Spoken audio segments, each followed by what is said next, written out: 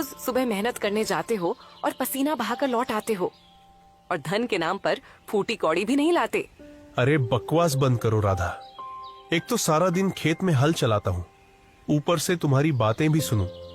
समझ में नहीं आता कि काम करूं या फिर तुम्हारे ताने सुनूं। मोहनलाल को क्रोध भरी नजरों से देखकर राधा अचानक निराश हो गई। अब तुम खुद ही बताओ मोहनलाल, कितना समय हो गया है हमें आर्थिक स्थिति से जूझते हुए। आखिर हम और किसानों की तरह हंसते हुए अच्छा जीवन कब व्यतीत करेंगे? अपनी पत्नी का निराश चेहरा देखकर मोहनलाल का क्रोध उतर गया और वह अपनी पत्नी राधा के पास आकर बोला, मैं क्या करूं राधा, मेरी किस्मत ही खराब है। जब जब मैं खेत में मेहनत करता हूं और सोचता हूं कि इस बार फसल अच्छी होगी, तब तब कुछ न कुछ ऐसा हो जाता है कि सारी फसल बर्बाद हो जाती है। और ऊपर से अब मैं उस जमींदार का कर्जदार भी बन गया हूं। पिछली बार जब फसल खराब हुई थी, तब मैंने उस जमींदार से बीज खरीदने के लिए धन लिया था, और अब इस बार भी मुझे अपनी फसल अच्छी होती नहीं दिख रही है। सारा का सारा दोष तुम्हारी जमीन का है, वरना और किसानों की फसलें क्यों अच्छी होती हैं? तुम्हारी ही फसल पर ही हमेशा कोई न कोई आफत क्यों आ जाती है? हाँ, कुछ भी हो, लेकिन मुझे विश्वास है कि एक न एक दिन समय जरूर बदलेगा। इतना बोलकर मोहनलाल अपने खेत में चला गया। खेत में मोहनलाल खड़ी धूप में मेहनत से हल चलाने लगा। तभी वहां जमींदार अपने साथी बलराम के साथ आ धमका, अपने खेत में हल चलाना बंद कर दे मोहनलाल। सबसे पहले मेरा वो धन चुकता कर जो तूने कुछ महीने पहले मुझसे कर्ज में लिया था। जनाब जमींदार साहब, आप यकीन रखिए, मैं आपका कर्ज बहुत जल्दी चुका दूंगा। हाँ, अब मैं तुम्हें और समय नहीं दे सकता। मुझे पूरा धन तुरंत चाहिए, वो भी ब्याज सहित।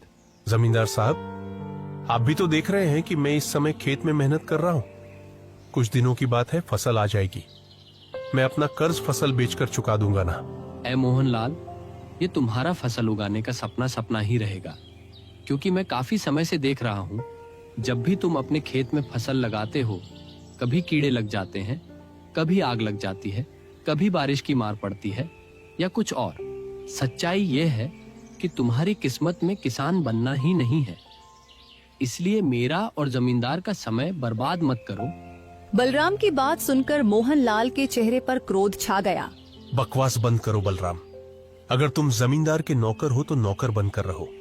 मुझसे ज्यादा बातें लड़ाने की जरूरत नहीं है। मैंने तो सुना था कि तुम्हें गुस्सा बहुत जल्दी आ जाता है, पर अब मैं ऐसा काम करूंगा कि तुम्हें गुस्सा ही नहीं आएगा। आप कहना क्या चाहते हैं? याद है जब मैंने तुम्हें बीज खरीदने के लिए कर्ज के रूप में धन दिया था, तब तुमसे अंगूठा भी लगवाया था। हाँ, याद है। समझ लो, इस कागज पर मैंने तेरी जमीन अपने नाम करवा ली है। अब से इस खेत का मालिक मैं हूँ, समझा? ये सुनकर मोहनलाल गुस्से में आ गया। अरे यह तो पूरा अन्याय है। छोटे से कर्ज के रूप में तुम मेरा खेत नहीं छीन सकते। अरे बलराम, बस बहुत हो गया। इसे अपने ही खेत से जोर जोर से धक्का मारकर बाहर निकालो। बलराम ने मोहनलाल को उसके ही खेत से धक्का देकर बाहर निकाल दिया। मोहनलाल उदास होकर अपने घर चला गया। उसकी आंखों में गुस्सा और अपमान की आग जल रही थी। क्या हुआ? आपका चेहरा इतना उदास क्यों है?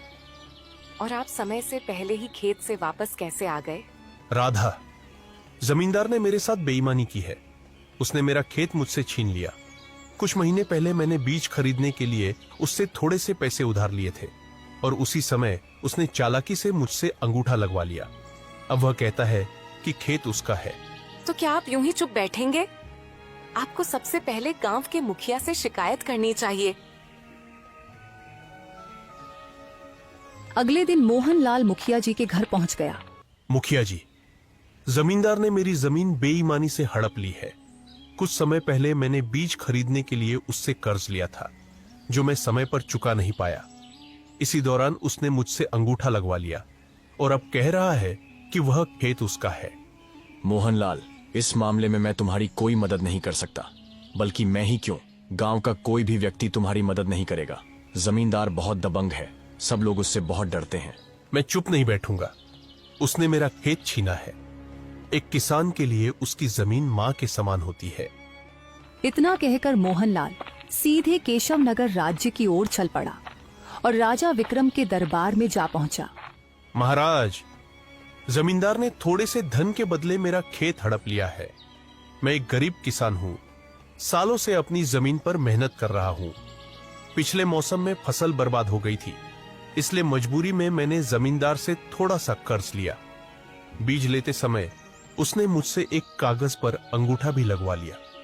अब वह कहता है कि खेत उसका है।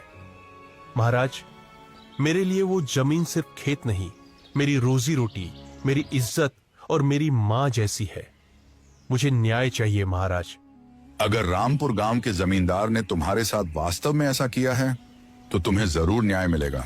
इतना कहकर राजा विक्रम ने एक सिपाही की ओर इशारा करते हुए कहा, इस किसान के साथ तुरंत रामपुर गांव जाओ और जमींदार को मेरे दरबार में हाजिर होने का आदेश दो। अगर वह मना करे तो उसे जबरदस्ती गिरफ्तार करके लाया जाए। कुछ ही देर में जमींदार अपने साथी बलराम के साथ महल में हाजिर हो गया। क्यों, तुमने कुछ धन के लिए मोहनलाल का पूरा खेत अपने नाम कर लिया? महाराज, यह तो सरासर झूठ बोल रहा है। सच तो यह है कि कुछ अरसा पहले मोहनलाल ने खुद अपना खेत मुझे बेचा था। मैंने उसे बहुत सारा धन दिया था महाराज। उसने वादा किया था कि कुछ महीनों बाद वह खेत खाली कर देगा। जब मैं उसे उसका वादा याद दिलाने गया तो मोहनलाल खेत देने से ही मुकर गया। हाँ महाराज, जमींदार साहब सही कह रहे हैं, मैं भी उनके साथ ही था। यह सुनकर मोहनलाल क्रोधित हो गया। ये दोनों झूठ बोल रहे हैं महाराज, सरासर झूठ बोल रहे हैं। मैंने खेत नहीं बेचा था, मैंने तो बस थोड़ी सी रकम उधार ली थी, वो भी बीज खरीदने के लिए। मैं अपना खेत क्यों बेचूंगा महाराज? कौन सच्चा है और कौन झूठा, इसका न्याय सिर्फ एक ही शर्त पर हो सकता है। कैसी शर्त महाराज? तुम गांव के 2 गवाह लेकर आओ जो जमींदार और बलराम के खिलाफ तुम्हारे पक्ष में गवाही दे सकें। अगर वे गवाही देंगे तो तुम सच्चे साबित हो जाओगे और तुम्हारी जमीन तुम्हें वापस कर दी जाएगी।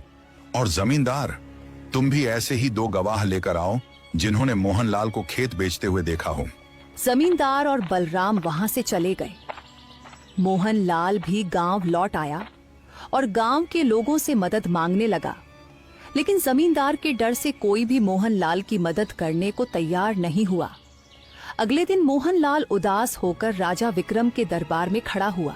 महाराज, जमींदार का गांव में बहुत दबदबा है, इसलिए कोई भी मेरी सहायता नहीं कर रहा, न ही कोई मेरे पक्ष में गवाही देने को तैयार है। तभी जमींदार बलराम के साथ वहां पहुंच गया। उसके साथ मुखिया और बलिया भी थे। महाराज, यह मेरे गांव का मुखिया है।